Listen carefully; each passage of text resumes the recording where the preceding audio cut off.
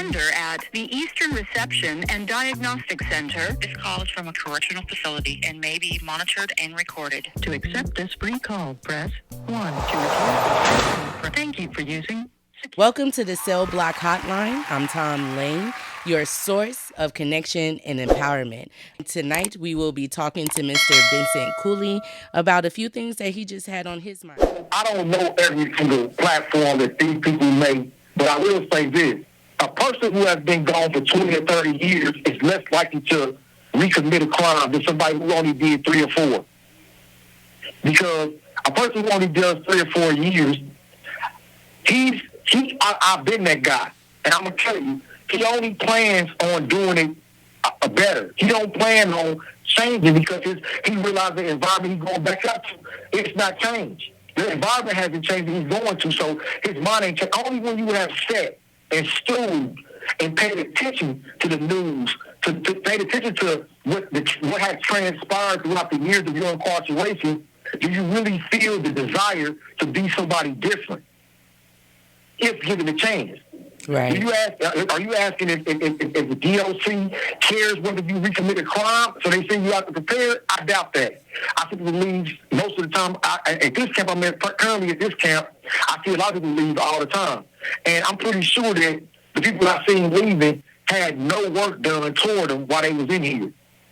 That's just my personal observation. How does these issues impact your experience as a person serving life? It's depressing more than anything because, you know, I know, including myself, but I know a lot of brothers in here who have, on paper, they're going to die in prison.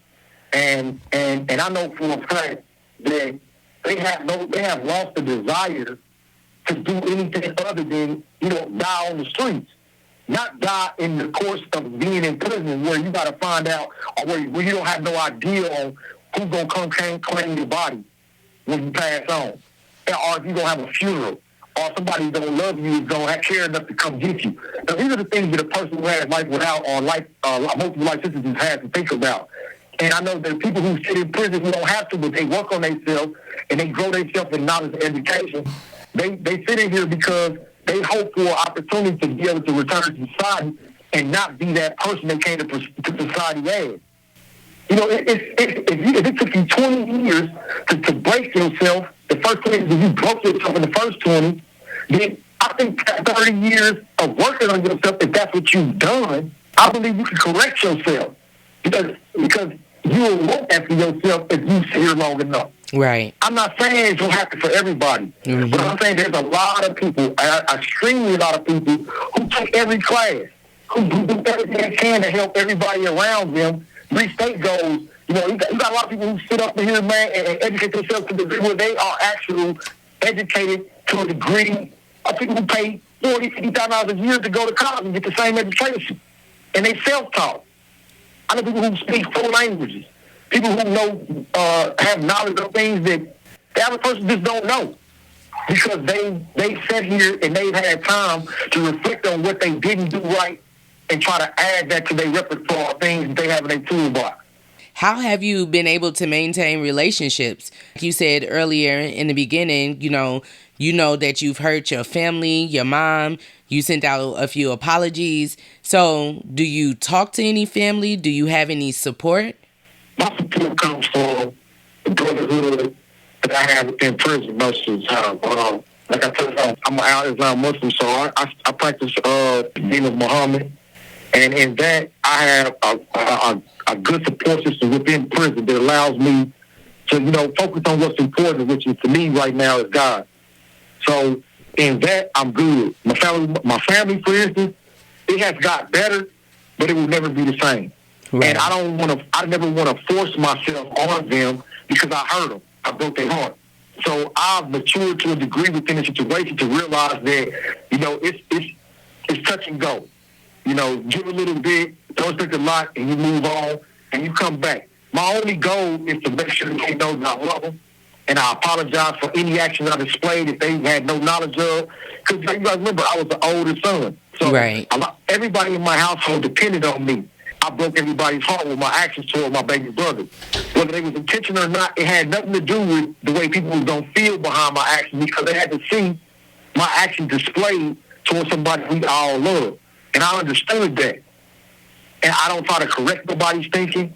I speak my part about it, but I keep it moving because at the end of the day, I got to keep on living. And I can't live in a state of mind that don't allow me to grow. And I always thinking about the things that took place almost over 20 years ago. I would have no time to grow and be a better person as far as I'm able to. I don't know what the future holds for me, but I know I can't focus on my past. Are there any particular aspects of the situation that you find challenging and that sometimes try to keep you in a chokehold and keep you from moving forward? And how have you combated that in order to become stronger? See, I had to forgive myself.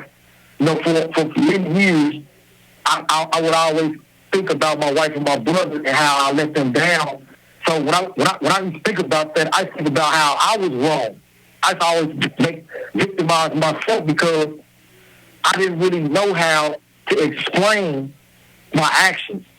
And then at some point, I realized that, man, I had no explanation for it because it was done. There was only the actions and the results of those actions. And for me to sit up all the day, every day, venting out loud, venting to myself, being in a bad mood, being in bad company, being a person who wasn't allowing himself to heal, I had to find a way to accept the fact that the reason why I'm in the predicament I'm in is because of the predicament I put myself in. Whether I was suffering from anything that I had no knowledge of or actions took place that I didn't mean, it don't change the fact they happened and that people was affected by it. I guess you can say that prison helped me in that matter because separated from those who I would normally have to face every day and live with the results of whatever actions they feel toward me, not having to do that allowed me to heal also without hearing the thoughts in my head or the thoughts of really being affected by people's opinion. And in doing that, I can say that I found a way to forgive myself because I know in my heart, and God knows in my heart, my actions wasn't intentional. They had no intention in them. They were actions basically built on the dysfunction of my mind at the time. Like I said, I didn't know I suffered from PTSD. If you're not properly treating yourself or recognizing yourself to be broken, then you don't know what will be a trigger that will cause you to act out on any level. I don't want to sound like I'm copping out to my actions of being who they are, but in a lot of ways, it is what it is. You know, if I could take it back, of course I would. I would never want to break my mother's heart. I would never want to destroy my brother and my wife. I would never. I love my woman, and I love my baby brother. So, and me knowing that, I know that I would. If I could take it back, it would never happen. But that ain't the reality of it. The reality of it is I can't. But I got to keep living. And it's only two ways you can live. You can live going forward, or you can live being trapped in your past. And I choose to go forward. So have they offered you therapy of some sort, you know, to talk this out, to help maintain why you have your sense of purpose, why you still have your drive the way you do? Only time I had any kind of treatment toward my mental illness was when they were trying to convict. That's the only time I had any kind of treatment, and it was always meant for them to put me in a mind frame so they could prosecute me. And in my situation, I was found mentally incompetent to stand trial. So in me being found mentally incompetent to stand trial, the court had a decision to make.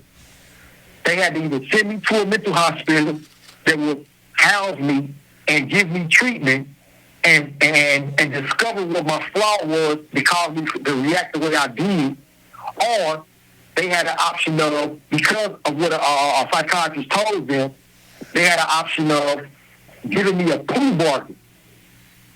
Now I understand things now that I didn't understand that thing because I've had a lot of years of developing myself to be able to articulate law or interpret law, should I say, on a level that I didn't have once upon a time. So I understand now things that I didn't know back then. And I know that a lot of things that took place in the course of them seeking a conviction on me was illegal. It was just basically illegal.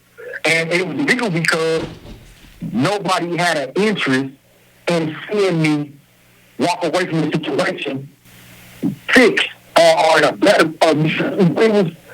it was a situation where I lived in a place where politicians stayed, athletes stayed, influential people within the Kansas City, Missouri management area, the area of management throughout Kansas City, Missouri. So, and when you commit a crime in the neighborhood like that, they set a bar, and that's as blunt as I can put it. There's no rehabilitation in that. When a person perceives you to be somebody who is dropping the value of their homes, committing crime in their neighborhood, they don't care about you committing them in somebody else's, not just the ones that we stay in. The time they gave me for it, I've seen people throughout the years get, 10 years. They call it crime of passion. They say that it was triggered by emotion. But when you do it in an environment where nobody care about none of that, because my property value went down. People are like, I'm selling my home, I'm moving from this area because they just had a double homicide up the street. Conversation getting good. Let's go with this. How do you think your story will help someone else? Well, I've written a book, right? And in this book, it's a breakdown of the challenges that I faced growing up prior to me coming to prison. Mm-hmm. I don't believe I'm no different than any other black kid growing up in the inner city of any city around the world. But in my knowledge of the things that I've already experienced and things that people probably may never experience, I have a degree of information of the hindsight. The 20/20 hindsight method, mm-hmm. I have that. I have the other side of the actions that people are willing to agree with or to make a choice to commit or do, or for whatever reason, I have the other side of the coin today. And my experiences has given me that. From the lowest form to the highest point, I have experienced a lot of ups and downs. And, before I came to prison, while I was in prison, I have a variety of different encounters that gives me a knowledge that people probably just have never had a chance to reflect on because it didn't cross their plate. Right. But like I say, you never know what the future holds. You never know what you may hear today that might affect you tomorrow. I got a saying that I like to always tell people around here, you got to be careful how you treat people because you never know who is going to take your life in here or who's going to save your life in here. Right. And that's a message I want to always try to deal with, which is I want to be straight up with everybody. Because I want you, if my life needs to be saved, I want you to save me. Because I'm going to do everything in my power for anybody to come across my plate to aid the system in anything I possibly can today. Right. You know what I mean? Because it has relations on it. Yeah. Me personally, I would never look at things from a point of view where I would allow somebody to fail if I can help it. How did you feel about the importance of mental health when you were younger and before ever experiencing incarceration? I was a child who was physically abused by my father. I was a child who was physically abused by society. I was a child who physically abused myself through drug use.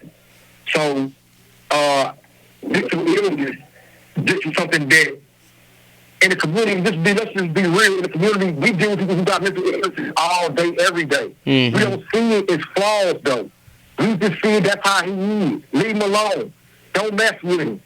We don't, 90% of people we know are suffering from some kind of bipolar disorder, some kind of anger issue, some kind of drug addiction.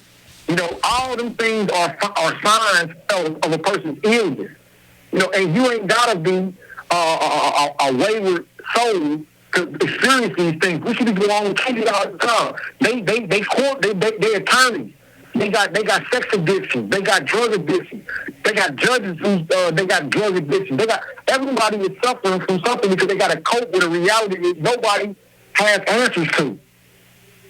And the younger you are, the worse it is. Because at least in some environments where there's money involved, while people have income and resources, you can take no chance to see a psychiatrist or a psychologist or a therapist or something of that nature. But most people from the communities with money ain't something that everybody has or even have a lot of. They can't afford to do that. I doubt if Medicaid is going to pay for it. So that's a privilege that people have already learned to live without. And they do it on their own. You know what I'm saying?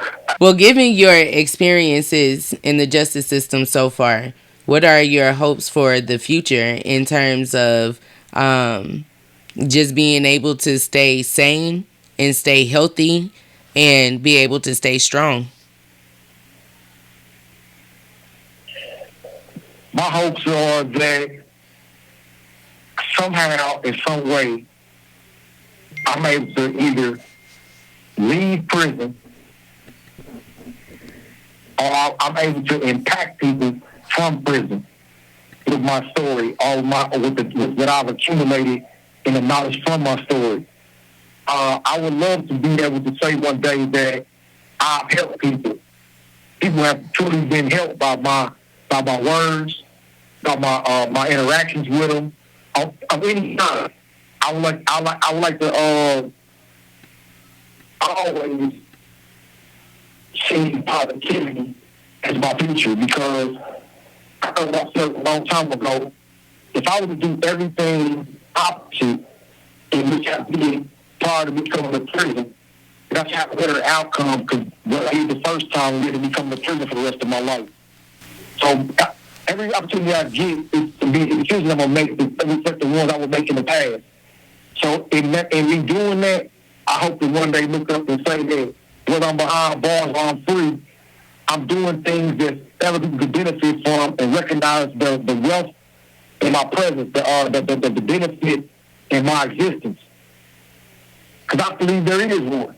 I don't believe the things that I've had experienced and the way I've chosen to work on myself versus this stool in my pity, I don't believe it's meant for me to hoard and not be valuable to somebody else with.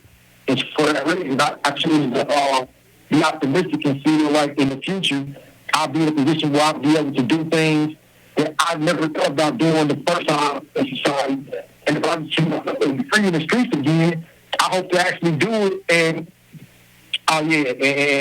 also make Hajj. One of my first things I'm going to do, inshallah, is make Hajj. Yeah. What is that? That's a pilgrimage to the holy land of Mecca. Oh. That Muslims make every year. Yeah. Okay. It's a way to atone for for the sins you have accumulated and grow closer to God. And I always said if I'm ever in this position, I always want to do that. So, and I want to be, a brother again, an uncle again, possibly a father one day to somebody. And that's what I did for the first time and applied on this second run. Yeah. Is there a chance for things to change around, giving you a different outcome as far as an appeal? I'm pretty sure it is, but money is everything, and I'm no longer in a position where I can even make the type of money that is required to invest in that type of defense or that type of legal thing. If I was that type of, I'm pretty sure it would be something I could be, because I don't have life without. I was in a county called Clay County when I called my case, and outside it's in North Kansas City, Kansas City, Missouri. Anyway, in my wing, they had one plea bargain they offered anybody who had a murder, and that was a plea bargain to stretch out for life without. And out of everybody in my wing, they all got life without, and they all had one murder. I'm in the wing with all these guys. They got two. But for some reason, I don't get what they get, which is a death sentence behind bars. And I always felt like that was a sign that if the situation never presented itself, God would have left. If I ever put myself in a situation, I would be able to be free, because God didn't stick a fork in me with the forever mark. Now, at the time I got, it would seem like forever, but trust me, there's people in society walking around right now who had life without before. There's people in society walking around right now that had 1,000 years worth of time before. There's people in prison it's people on the streets right now who have been locked up for 5 murders before. Mm-hmm. You know, it's just that, you know, we can't believe that the ones in prison are more dangerous than the ones who's out on the streets right now. Are the ones that's on their way to prison for something that they ain't never been caught for. You know, and that's a stereotype that people think that keeping people in prison is making them safer. Not realizing that people have got out of prison for the same thing already. People are on their way to prison and they never been convicted of nothing before. It's all about recognizing people who are truly trying to change. All you got to do is just look at their file. Look at what they have done since they've been in prison. What kind of lifestyle do they live? Everything is documented in prison that a person does right in here. When he go to the hole for, or what he stay out of the hole because he's doing. What kind of groups he sign up for, what kind of educational programs he sign up for. All these things are documented. How do you keep yourself busy for 30 years? Right. How do you keep yourself busy for 20 years? How do you keep yourself busy for 10 years? These are the things that tell you somebody's ready to come back to society.